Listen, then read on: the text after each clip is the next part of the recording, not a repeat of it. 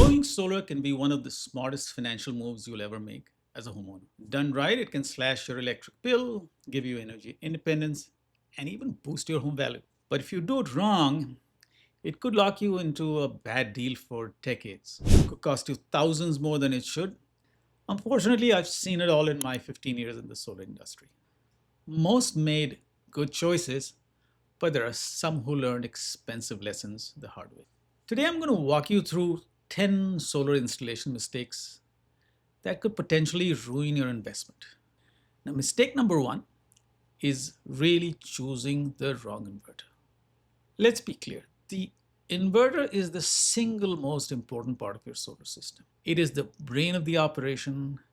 It's optimizing your production, converting DC from your panels into AC to power your home, and it is the beating heart of your solar system. Now, the problem is that it's also the most failure prone component in the entire setup. That's why I strongly recommend going with N-phase microinverters. They have the lowest failure rates in the industry and consistently deliver outstanding system performance. And don't believe the hype. You can get N-phase microinverters at the same price point as a string inverter, as any other offering in the market. If you're having trouble finding a good N-phase microinverter deal, reach out to me. Visit my website. I'm at mysolarhome.us. I'll make sure you get N-phase at the best possible prices. Mistake number two is poor panel placement on your roof. Most folks think that solar panel placement is as simple as, put them on the south-facing roof. And while south is really the most productive direction overall, it may not always be the most valuable. For example, if you're in a state with time of use rates like California or Arizona, there the cost of electricity is practically triple in the evening from 4 p.m. to 9 p.m. In those cases, you really want your solar to be working in those hours. And that means you need to place panels on the west-facing roof so they capture the late afternoon sun and offset those expensive peak hour rates. In other areas with 1:1 net metering, like many parts of Texas, Florida, and the Northeast, you can simply aim for the maximum production over the year, usually with south-facing orientation followed by east and west. Doesn't matter which one you choose after that.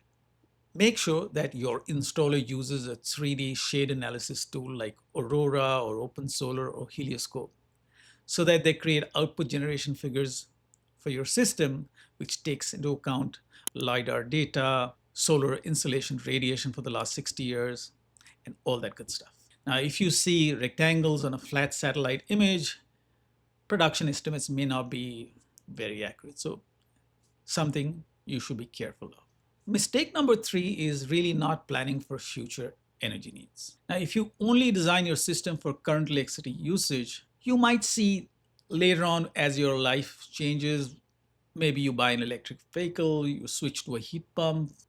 Before you know it, your system size could just be a little lower than what you need, and you might get electric bills again. Now, most folks, they think that if we need more, we're going to add panels later on.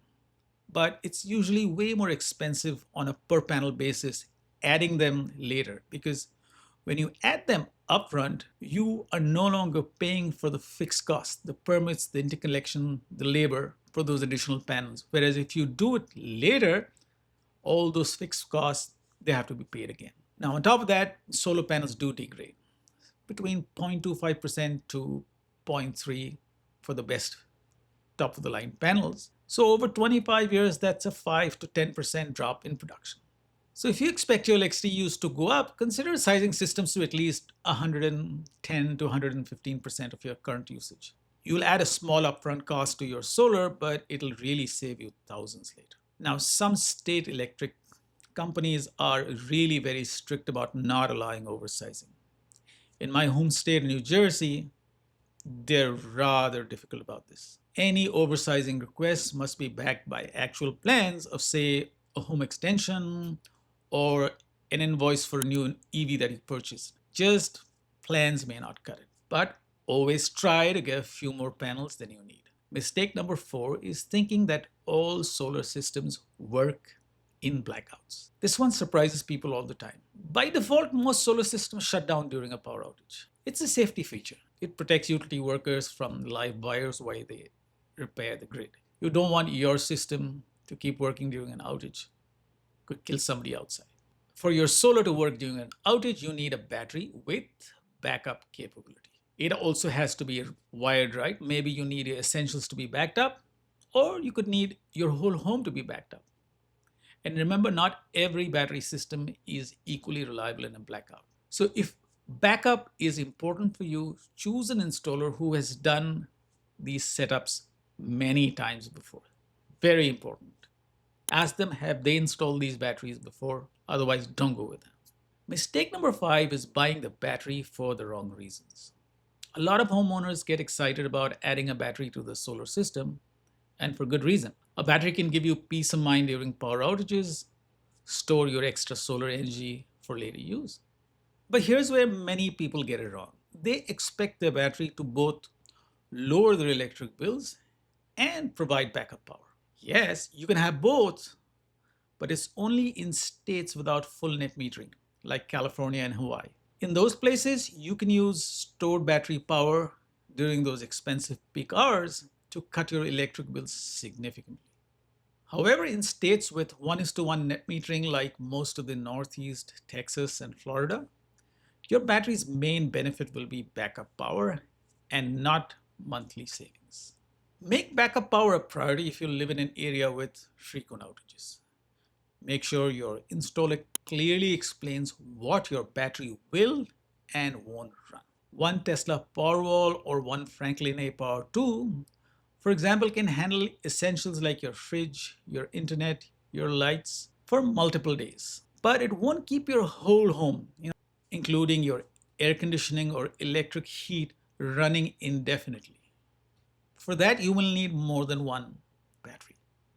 So my advice is to choose a modular battery system so you can add more storage later if your needs grow. Fortunately, most of the top batteries, and you can check out my video about the best battery systems in 2025, have this capability. Mistake number 6 is skipping bird and pest protection. Birds and squirrels love nesting under solar panels. It's warm, it's sheltered, and it's safe from predators. But that can lead to chewed wires, noise, and even fire hazards. Adding bird mesh during installation will cost a few $100s, with the more hardy varieties running more than 1,000. If you see birds nesting under panels in your neighborhoods, spend that extra money and get that bird protection along with your solar. But don't get the mesh installed if you have no surrounding trees. It's best to let your panels breathe and not have the air gaps closed by the mesh whenever possible. So take a call. If you've got no trees around you, everything is clear, skip the mesh. Mistake 7 is ignoring aesthetics and the practicality of solar. You're going to be living with your solar system for decades. Make sure you like how it looks. All black panels, they look a little bit cleaner. Your spouse is going to like it better. When you're doing a battery, think about putting it into your garage or your basement, not outside. They work much better when they're cooler. Try to keep the cabling neat. A good design keeps everybody happy. Mistake number 8 is choosing the wrong installer. Now, I'm not talking about shady fly-by-night companies. I'm just talking about installers who simply could be the wrong fit for your home and your goals. A solar isn't a one-size-fits-all. A good installer will really look at your roof layout, your shading, your electricity usage patterns, ask you about your long-term plans, even local climate, and then they'll design a system specifically for you. They'll not just throw the same cookie cutter setup they gave to everybody else. This is a problem with some large nationwide companies. They prioritize efficiency and volume over customization. They buy panels in bulk, sometimes maybe a year in advance, and install them across every home, whether they're the best fit or not. This sometimes means you could end up with older, less efficient technology simply because they had a warehouse full of it. Local specialists, on the other hand, tend to source panels for each job. That means you are more likely to get the latest tech. You have the flexibility. Often, you get higher efficiency without paying extra. For example, folks come to me asking for REC panels, Panasonic panels, Silfab, Jinko, Phono. I've got them all. Mistake number 9 is chasing export profits. People think they can make money by selling power back to the grid. Now, while you can earn credits by selling power back to the grid, most places you don't get paid in cash. And the export rates are so much lower than what you pay the electric company. The real savings only comes when you use the solar power that you generate. Finally, mistake number 10 is not thinking about your long term relationships. Your solar installer isn't a just one and done contractor. They're going to be your partner for the next 25 years. They'll be handling warranty claims, maintenance, system monitoring, just general troubleshooting. Unfortunately, a lot of low cost installers disappear after a few years, leaving you with no support. It's worth paying a little bit more to work with a company that has a track record. Don't get stuck with the cheapest price. You usually end up with a wrong choice when you do that. Choose somebody who's in your price range but not the lowest of the lot. I work with some of the best solar installers who give me excellent deals, so you get pricing which is fair and you get a partner who's going to be there long term with you. And more importantly, I am there from day one, guiding you through the purchase, the installation, making sure everything runs exactly the way it should. And the big difference is I don't disappear after the install. For the next 25 years, if there is a service issue or a maintenance hiccup that requires escalation, I'm there to help. I always pick up my phone. So it's like having a friend in the solar business.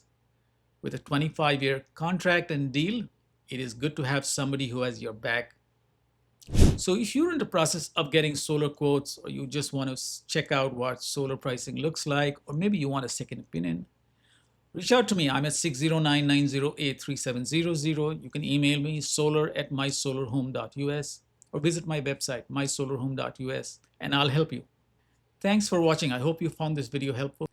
Do like, hit and subscribe for more solar tips and share this with somebody who's thinking about going solar. Your roof and your wallet will thank you.